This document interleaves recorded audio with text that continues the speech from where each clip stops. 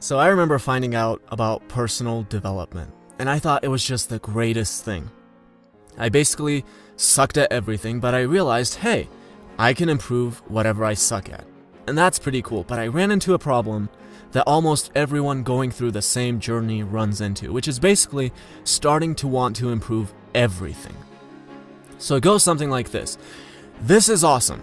Starting tomorrow, I'm going to wake up early, meditate for an hour, go to the gym for 2 hours, go to work, and as soon as that's done, go to a martial arts class, come home and learn how to play the guitar because I've always wanted to play it, and once I'm done with that, I know it's really late, but I'm going to work on my 5 different business ideas.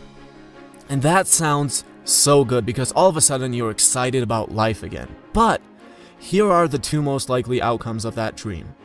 The first, and the most likely one, is that you won't be able to actually do it.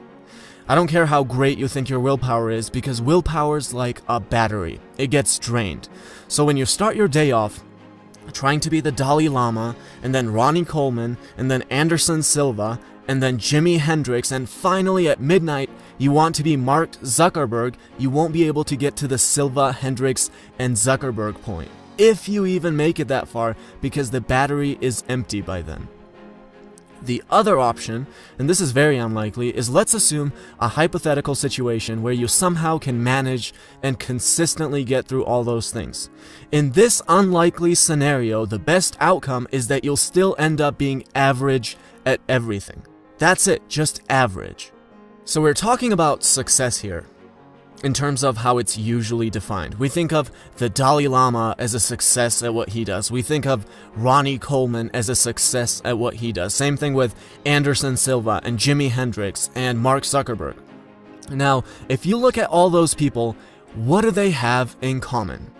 You don't see Mark Zuckerberg busting through his shirt. Why? Because if he dedicated his daily hours and focus to his workouts, he just wouldn't be Mark Zuckerberg.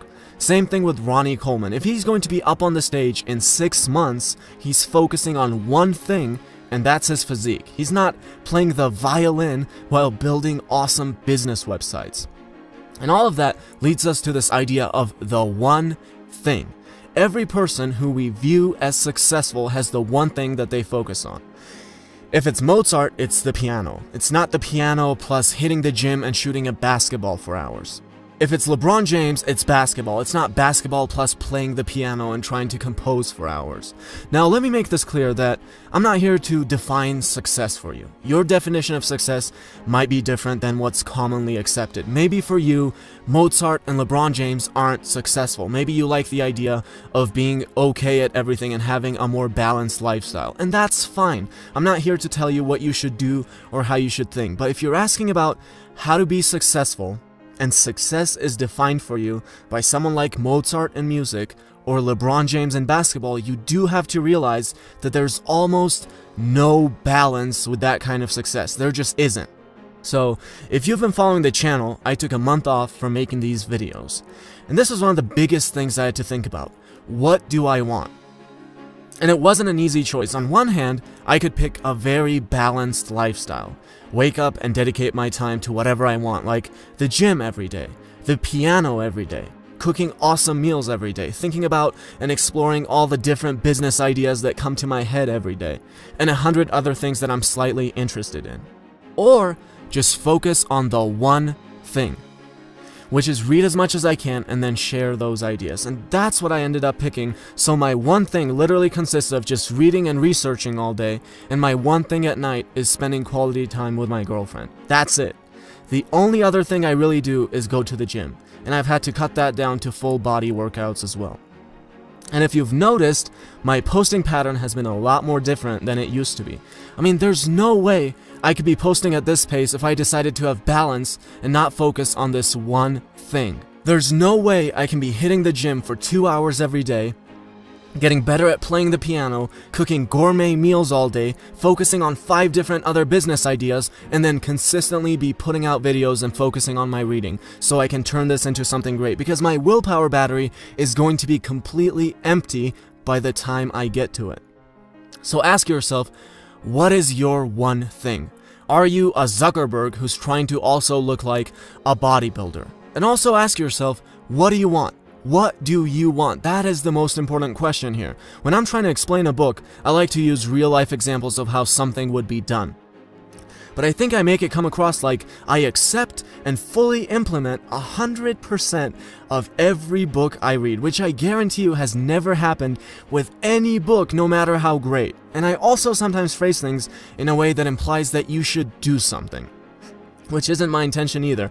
I genuinely don't care about what you do. I don't go to sleep at night worrying about whether people are unconscious in front of the TV at home or doing something proactive.